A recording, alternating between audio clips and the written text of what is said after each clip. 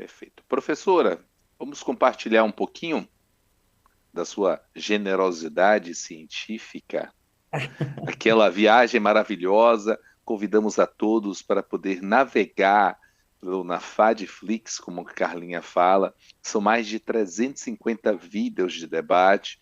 Recentemente nós tivemos a caravana da Neurogastro, está lá no canal do YouTube. Essa caravana reuniu a professora Maria do Carmo, Barbucci, a Ana Flávia, a mim, o Galvão, o Zui. Nós trouxemos lá o que houve de melhor na Neurogastro. Foram alguns episódios maravilhosos. Convidamos a todos para nos seguirem, compartilharem com nossos colegas, também acompanhar o Instagram, sempre vai ter novidades maravilhosas para vocês.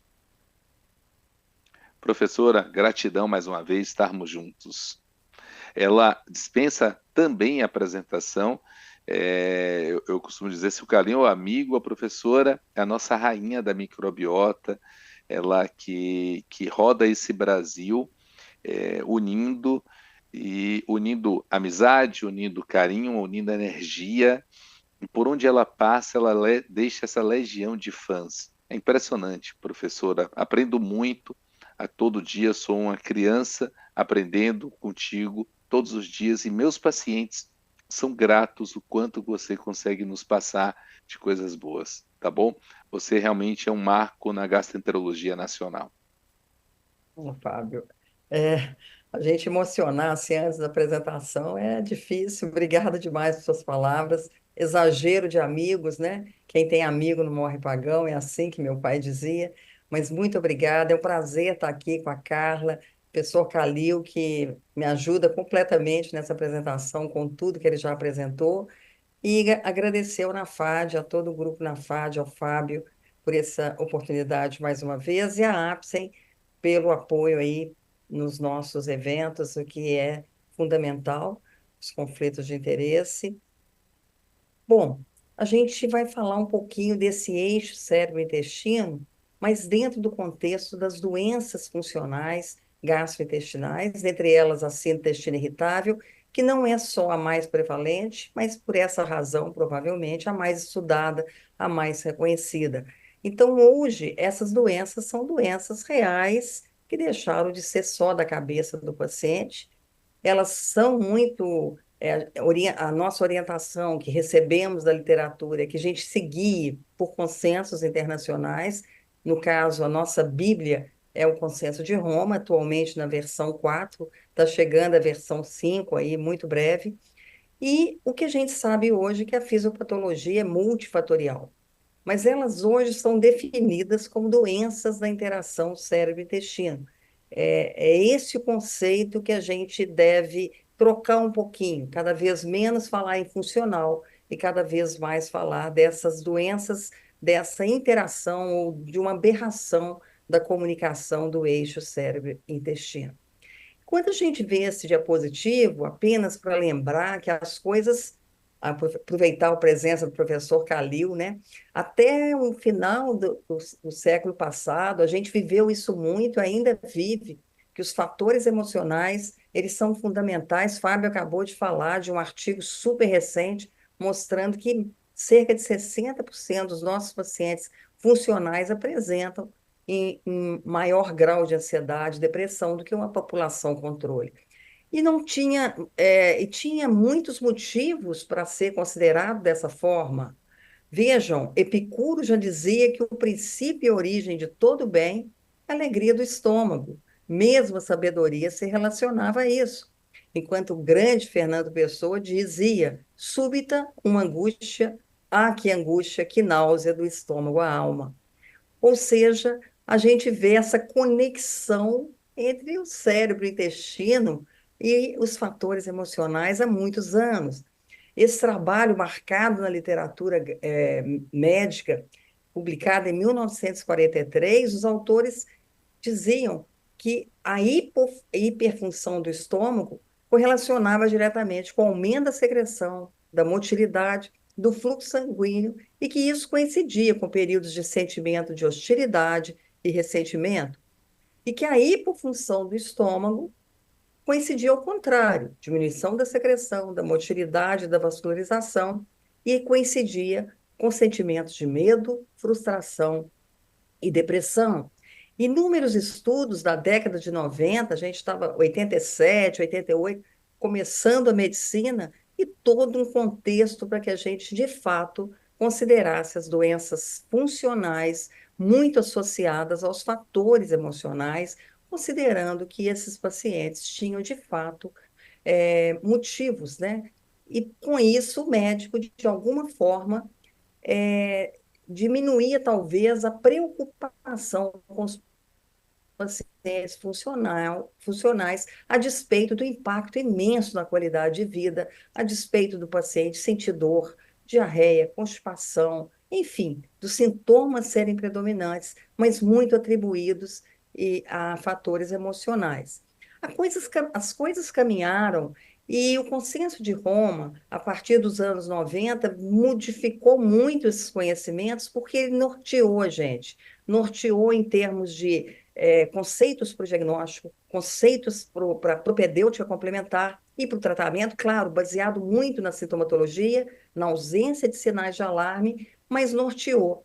E mais do que isso, inúmeros pesquisadores no mundo inteiro começaram a se dedicar de forma uniforme, falando o mesmo idioma, a mesma linguagem, e com isso as coisas avançaram muito a partir dos anos 90. Os fatores emocionais continuaram sendo considerados importantes, mas essas doenças passaram a ser chamadas, em 2016, com a chegada do Consenso de Roma 4, de doenças da desordem do cérebro e intestino, onde um grupo de pacientes tinham alterações multifatoriais, mas que provavelmente vinham dessas desordens do eixo cérebro-intestino. As coisas caminharam, e vejam que a partir dos anos 2000, principalmente, com os conhecimentos desse eixo cérebro-intestino, com a chegada da microbiota, dos fatores genéticos, enfim, estamos hoje numa fase em que podemos com certeza afirmar que temos muito mais a conhecimento do que tínhamos há 10 anos atrás, há 8 anos atrás. Roma 5, com certeza, vai mudar muita coisa. Mas o mais interessante nessa história toda é que parece que há de novo uma conexão. Quando a gente fala eixo cérebro, intestino, microbiota, e a gente vê trabalhos mostrando esses pacientes com fatores de estresse, vejam a conexão, né? E a gente lembra lá da lei da ferradura, que os extremos estão pertinho. Então, hoje, não desconsideramos os fatores emocionais, pelo contrário, mas consideramos toda uma história muito orgânica nessa neurotransmissão entre o eixo cérebro-intestino e a microbiota e vários outros fatores consequentes a essa alteração de comunicação. Desde que as coisas começaram a acontecer, né, no início dos anos 2000, surgiu então a neurogastroenterologia, essa especialidade que basicamente, super especialidade da gastro, que basicamente estuda essa comunicação entre os cérebros, o cérebro microbiota. E, claro, nós não vamos nos aqui, mas veio a primeira descrição sobre o eixo cérebro, ela veio de um livro ou de um artigo da psiquiatria, considerando as emoções, lá em 1880. Na década de 90, já nos anos 70, foi descrito o primeiro peptídeo, PIP, o primeiro hormônio, digamos assim, foi considerado duplo, cerebral e intestinal, a partir de inúmeros outros hormônios intestinais, também com efeito no sistema central. E agora, no século XXI, reconhecida a participação da microbiota nessa eixo cérebro-intestino, nessa comunicação entre o cérebro e intestino, nessa comunicação bidirecional entre o eixo cérebro-intestino. Então, como que isso é feito? O professor Calil já nos ajudou mais nessa comunicação, nessa eixo, não vou me aqui, mas só lembrar dos neurotransmissores. Falando, não é como não falar o professor Gerson, que descreveu a serotonina, as enteraminas, na década de 60, 70, até hoje, muito recentemente, ainda estava lá no seu laboratório, na Universidade de Columbia, que felizmente tive a oportunidade de conhecer lá em Nova York. E a neurotransmissão, quer dizer, quando a gente serotonina, lembramos sempre do antidepressivo, mas a grande maioria da serotonina está no intestino, está ali, possivelmente, fazendo essa neurotransmissão via ferente e eferente, e possivelmente, quando ocorre uma neurotransmissão, o cérebro entende de forma também errada e transmite eferente sintomas, né, para o nosso paciente que tanto sofre com sintomas digestivos. E quando a gente vê esses neurotransmissores, aí especificamente a serotonina, mas temos muitos neurotransmissores hoje conhecidos, mas vejam quando a gente fala aqui de hormônios intestinais, que é uma secreção, uma utilidade no vaso de dilatação, na ativação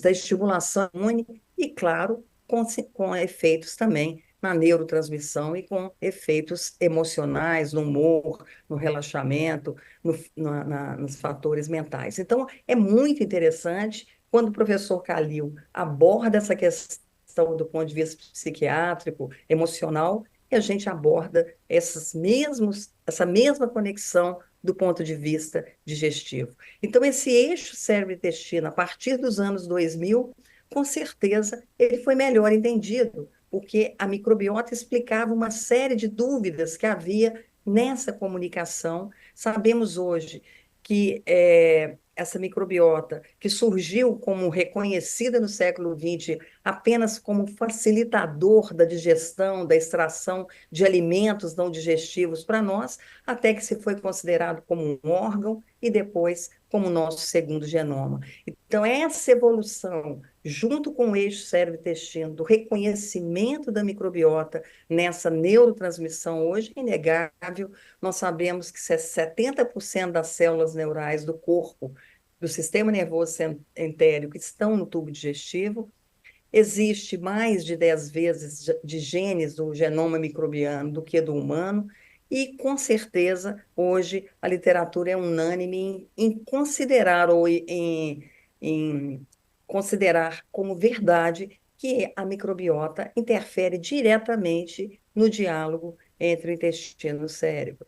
E não só a microbiota, como é que isso ocorre, né? Ocorre através de uma série de mecanismos importantíssimos, o professor Calil já citou, não vamos aqui nos ater, mas a coisa é muito mais complexa do que a gente possa imaginar e muito mais difícil de se entender do que simplesmente pensar que o neurotransmissor chega no cérebro, não envolve sistema vago, sistema nervoso entérico, neuroendócrino, circulatório, imunológico, enfim, é uma complexidade, mas onde a microbiota possivelmente tem um papel fundamental, inclusive não só na produção, por exemplo, de neurotransmissores, mas de próprios metabólitos que sustentam esse microbioma e que vão fazer, então, possivelmente participar dessa neurotransmissão.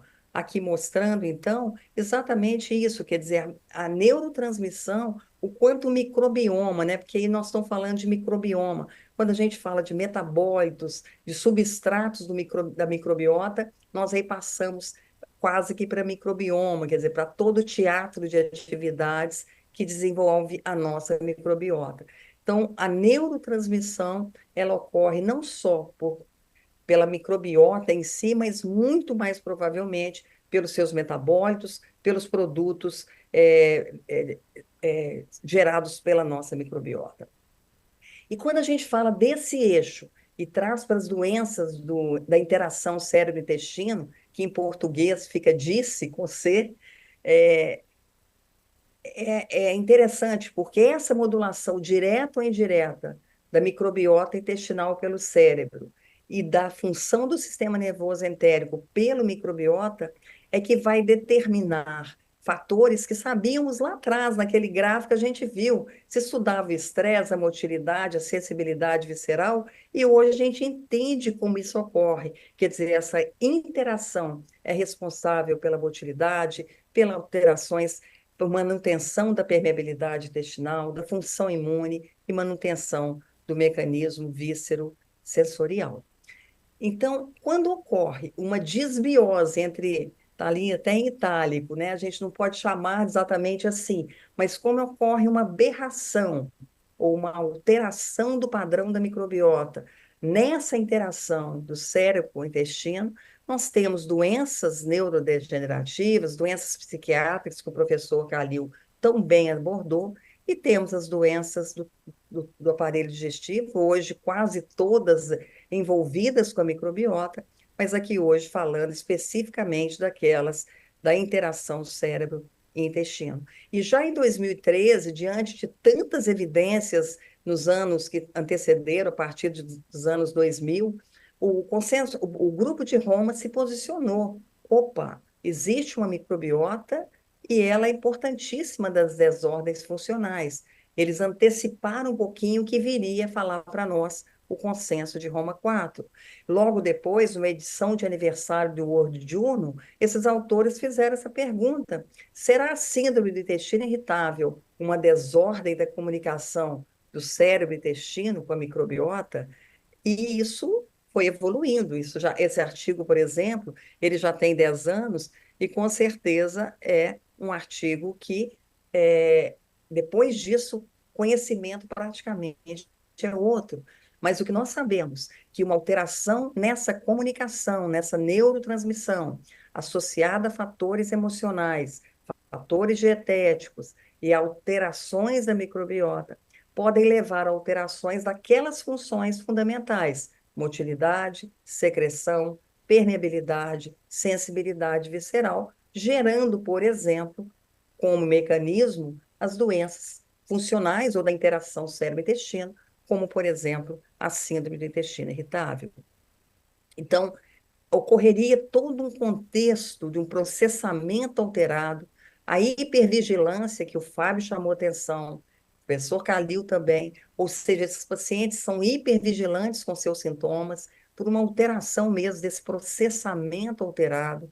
Isso gera ansiedade, fatores depressivos, de estresse, e leva a nível do tubo digestivo, hipersensibilidade visceral, desmotilidade, função de barreira alterada, inflamação de baixo grau ou microinflamação e alteração da microbiota intestinal.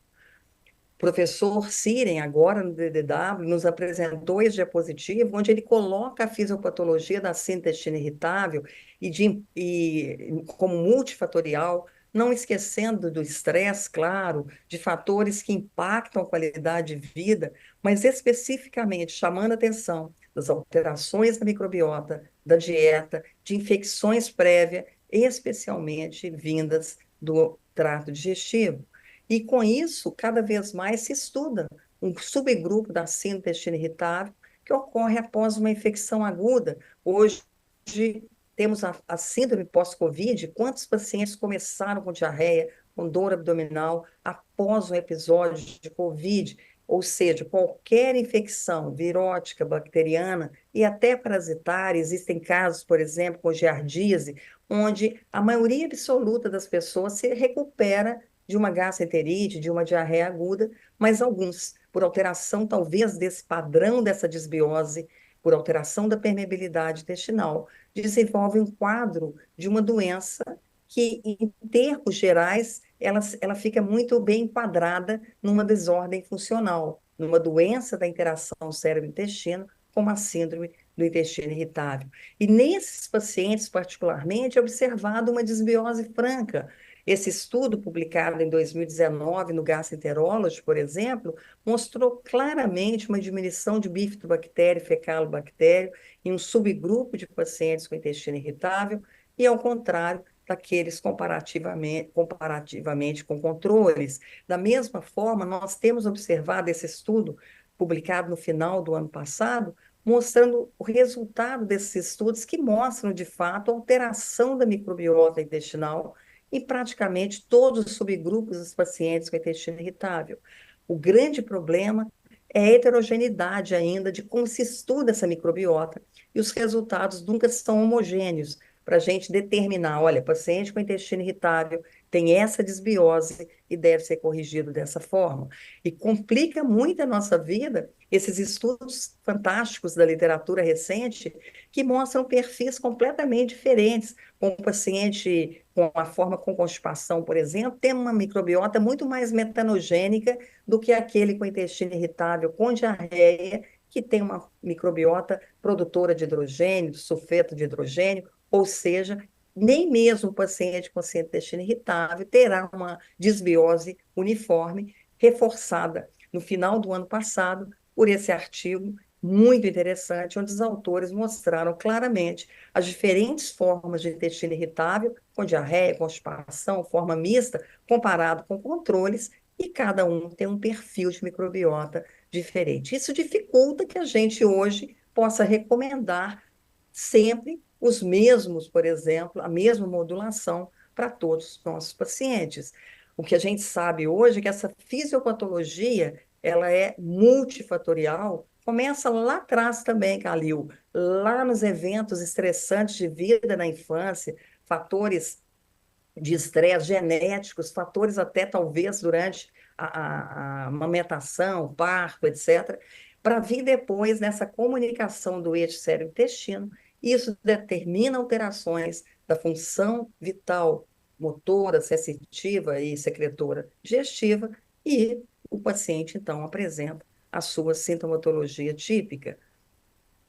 Os conceitos fisiopatológicos vão mudando. E, por exemplo, esse artigo do professor Maia, que é o grande estudioso do eixo cérebro-intestino na área da gastroenterologia, ele já fala numa programação do conectoma cerebral intestinal, com base em genes de vulnerabilidade compartilhados com influências ambientais. Então, as coisas vão caminhando e a gente vai vendo como as coisas vão complicando, dificultando e facilitando, obviamente, o nosso entendimento.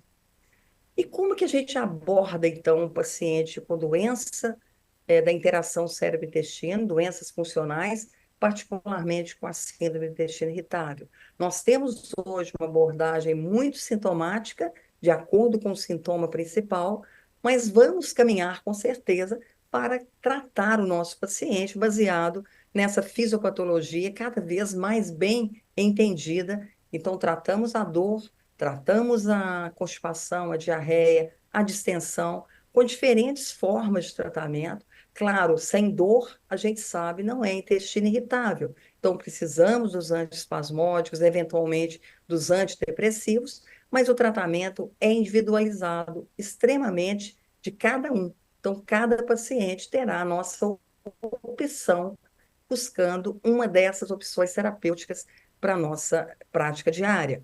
Os antiespasmódicos são fundamentais, e aqui vale uma palavrinha para tratarmos os nossos pacientes.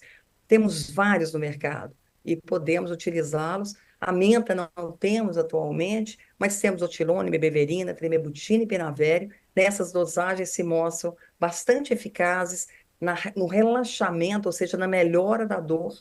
E a gente sabe que são funções provavelmente também mistas, ou seja, o otilônio, por exemplo, atua como anticolinérgico, mas é também um bloqueador de canal de cálcio, assim como outros atuam de forma múltipla. A gente separa dessa forma que está no diapositivo muito para entender, para dar uma aula, mas eles atuam de forma é, múltipla e nos ajudando, como, por exemplo, o brometo de otilônio, um dos bons antiespasmódicos que a gente tem, melhora muito o nosso paciente. Esse estudo mostrando a redução da dor abdominal nos nossos pacientes, e esse trabalho mais recente, de 2018, do Gant, mostrou a melhora com o otilônio na dor, na distensão, no bloating e no bem-estar geral. Então, são medicamentos, os antiespasmódicos, que a gente tem que utilizar para aliviar o nosso paciente. Então, a conclusão desse estudo é que existem evidências tanto de segurança como da eficácia dos antiespasmódicos, e uma das opções, o brometo de otilônio, foi uma dos antiespasmódicos considerados pelo consenso de Roma IV, indicados para o tratamento da dor nesses pacientes funcionais, especialmente com intestino irritável. E o outro foco? O outro foco seria na fisiopatologia, buscando uma modulação da microbiota e buscando uma neuromodulação, com antibióticos, com probióticos, com antidepressivos e até mesmo com terapias alternativas ou complementares, como acupuntura, homeopatia, terapias psicológicas, que, claro, a gente às vezes não encontra um profissional habilitado, talvez, para fazer essa neuromodulação que a gente tanto precisa. Mas na prática a gente tem probióticos. Probióticos hoje capazes de atuar também na síndrome do intestino irritável, como aqui mostra. É claro que a gente tem fungo, é claro que a gente tem vírus na nossa microbiota, mas ainda não temos essa modulação dessa forma. Então, o que a gente tem hoje para modular são probióticos, prebióticos e, eventualmente, simbióticos. Virão os pós-bióticos, virão os parabióticos, mas hoje, na nossa prática, dieta adequada, estilo de vida adequado, probióticos e pré-bióticos. Nessa apresentação, mais uma vez, mostrando aqui um diapositivo apresentado pelo professor Siren no DDW, ele fala exatamente isso. Alterações, drogas que possam alterar a motilidade, antibióticos, probióticos, pré-bióticos, para tentar modular essa microbiota e melhorar os sintomas dos pacientes de síndrome do intestino irritável. Os probióticos têm sido muito utilizados, vários trabalhos mostram não só a melhora dos sintomas, a segurança para os nossos pacientes, melhores que o placebo, mas talvez o grande gatilho aí é encontrar o probiótico certo para prescrever para nossos pacientes. Existe essa diretriz, publicada no ano passado, já está disponível no site da Organização Mundial de Gastrologia em português, em vários idiomas, em português também, e ali há uma sugestão essa baseada em evidências dos estudos clínicos. Então, quando a gente abre, por exemplo, a página de intestino irritável, vai existir vários probióticos sugeridos para constipação intestinal, outros, para diarreia aguda, outros, enfim, cada vez mais a especificidade de se buscar cepas adequadas para alterações específicas.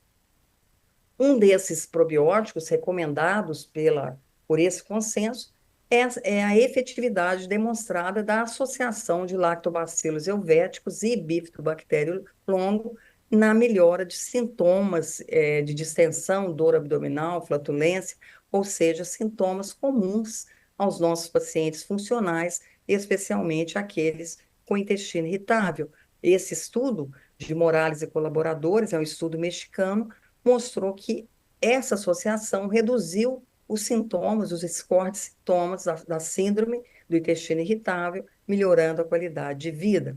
E como os psicobióticos poderiam atuar no aparelho digestivo? Kalil usa na depressão, na ansiedade, mas como que ele poderia atuar? Também a gente sabe que é fundamental. Vários estudos mostraram que essa mesma associação ela tem, aqui em voluntários saudáveis, mostrando uma redução do estresse nesses indivíduos que tomaram durante um tempo, aqui no estudo de 12 semanas, essa associação na redução do estresse.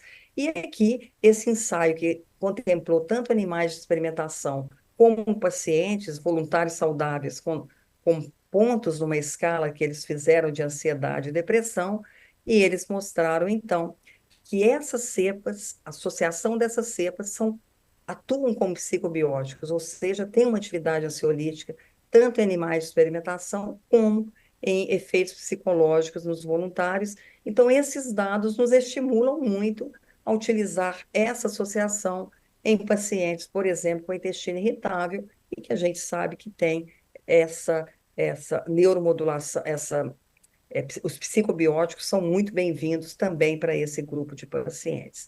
E, por fim, um outro aspecto, como que a gente vai tratar, baseado na fisiopatologia, com medicamentos de ação central, ou seja, fazendo uma neuromodulação. O professor Drosa mostrou nesse trabalho do Gastroenterology, agora no DDW também tive a oportunidade de vê-lo falando novamente, mostrando esse diapositivo, sugerindo que os tricíclicos seriam a primeira linha quando a dor abdominal é predominante, então, para os nossos pacientes refratários ou associação com antiespasmódicos ou refratários, poderia ser uma opção. Claro, a constipação pode ser um fator limitante ao uso dos tricíclicos, mas seria uma recomendação em pacientes com dor, assim quando ele sugere outros serotoninérgicos quando há predominância, por exemplo, de ansiedade e depressão, outros quando a dor é dominante, quando o paciente é muito magro, por exemplo, a mirtazapina, enfim, esse aprendizado que tem sido mostrado nos congressos de gastroenterologia fazem com que a gente também possa, como a gente comentou antes, fazer essa neuromodulação com mais segurança, baseado nessas orientações, também chamando a atenção que, como o professor Calil, o professor Drosma é um psiquiatra que veio para a gastroenterologia, fez o contrário do Calil, começou como psiquiatra e é o chairman de todos os consensos de Roma até o momento. O futuro parece que o tratamento vai ser super individualizado e muito baseado nessa microbiota, nesse eixo cérebro-intestino. Não sei se a gente vai ver, isso é para o futuro, talvez ainda um pouquinho longe. E vejam, essa foto é do Instituto Pasteur, está aí a referência, está lá na página principal. Ou seja, o Instituto Pasteur hoje dedicando a reconhecer esse diálogo. Mas a gente tem que entender, estamos começando, estamos engatinhando, não sabemos muito pouco, mas sabemos um pouco mais. Então, sabemos, por exemplo, que o papel causal e direto do microbioma nas aberrações do eixo cérebro-intestino, eles não são completamente elucidados. Os probióticos que atuam como psicobióticos serão para nós cada vez mais, né, essas cepas já confirmadas como psicobióticas nos ajudarão muito, mas estamos aprendendo, não sabemos fungo, vírus. Então, eu termino mostrando essas frases que o professor, lá atrás, no século I, Juvenal dizia, mente sã, corpo são. Hipócrates, no século 460, disse que toda doença começa no intestino, e agora a gente pode dizer eubiose, intestino são, mente sã. A gente espera ter colaborado um pouquinho aí para discutir um pouquinho mais com vocês sobre essa fantástica relação do eixo cérebro-intestino e as doenças funcionais ou do eixo cérebro-intestino. Muito obrigada.